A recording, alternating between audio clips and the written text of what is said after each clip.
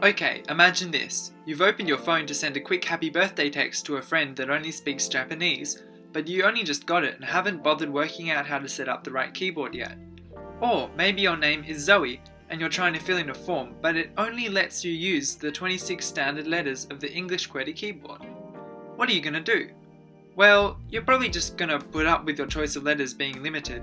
You're going to have to try using a transcription system, or you'll have to remove any diacritics and find substitutes for different non-English letters. Technology has done amazing things for communicating, but sometimes we just gotta put up with these things. Sometimes, it can actually make quite a difference to the meaning if we were to interpret these literally.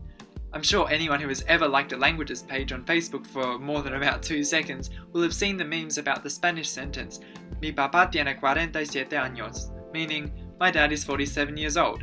And it's an accented version. Or for another just as oddly specific example, maybe you're renovating your house and you were going to a shop and your German friend asks you what you were getting. You with your English phone keyboard flick them a quick message, Schranke, without thinking. I mean, it's a bit odd, but it's possible you're putting a boom gate at the front of your new house, I guess? If you had added the umlaut and made it Schränke, meaning cupboards, it would have made deciphering the message a lot easier. Anyway, as you can probably tell, these examples are kind of convoluted. Usually you can work out what's being said from context. So, why do people resort to this sort of thing? Well, some people might not know how to or can't be bothered setting up their keyboard to work in their language, or their language might not even be supported on their device. Also, sometimes their device might be using a different encoding system from the device that made the content, as in the way to match up characters with the ones and zeros that represent them. This is also known as mojibake, random characters turning up making the text a complete jumble. English's 26 letters tend to be pretty consistent across encoding systems though, so using English characters is a pretty good way of avoiding mojibake. Anyway, the good news is this sort of thing is actually a lot less common than it used to be. Not only has it gotten a lot easier for users of most languages to set up their keyboards, the encoding system UTF-8 is also near universal now, so mojibake is also quickly becoming a thing of the past.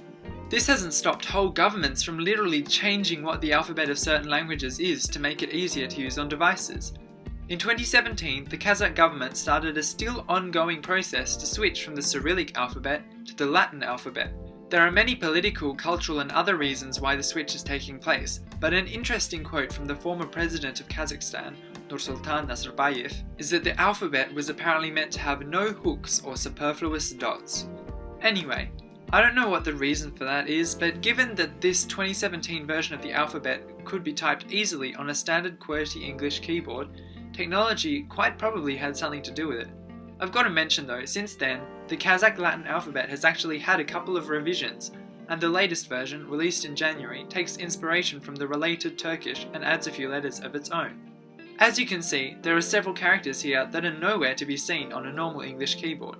However, there have been other examples where technology-based limitations have had a more lasting effect on the alphabet of a language. This phenomenon isn't even only recent. We can take a trip back to Ottoman Albania to find a similar sort of thing going on.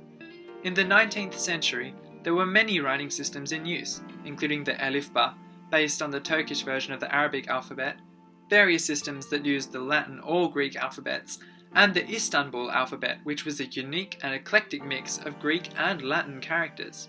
Well, having several completely different alphabets is pretty cool, but it's also very impractical. In 1899, the Society for the Unity of the Albanian Language, or Shoqëria Bushkimi, was formed. They suggested a Latin-based alphabet, known as the Bushkimi Alphabet, and one of the considerations that went into its design was that all the characters needed to be available on a French typewriter.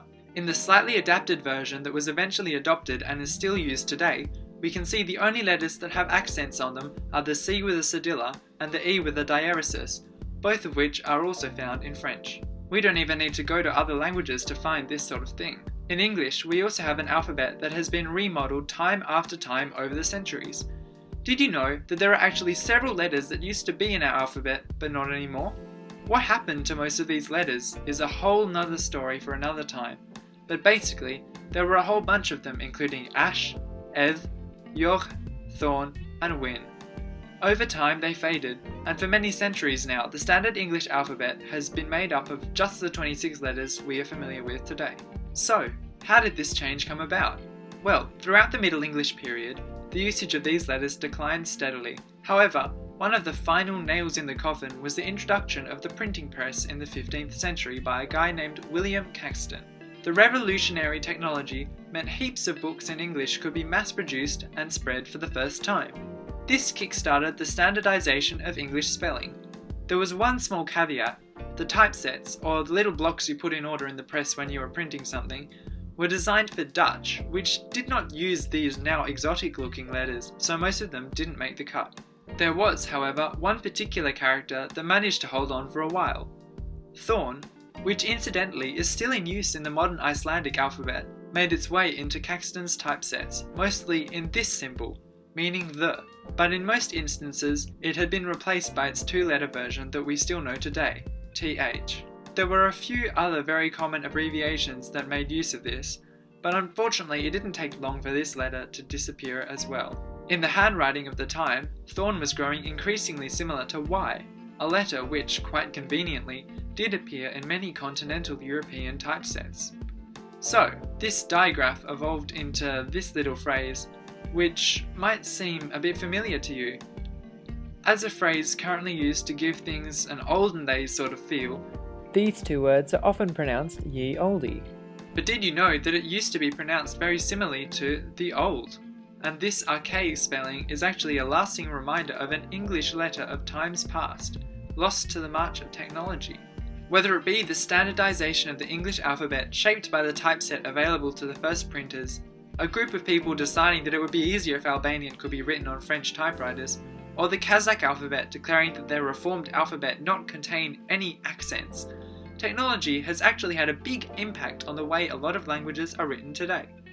Next time you can't be bothered or straight up aren't able to get the right accents or even writing system, it's not just lazy typing. You could be part of a spelling reform that will change the way that language will be written forever. See you next time.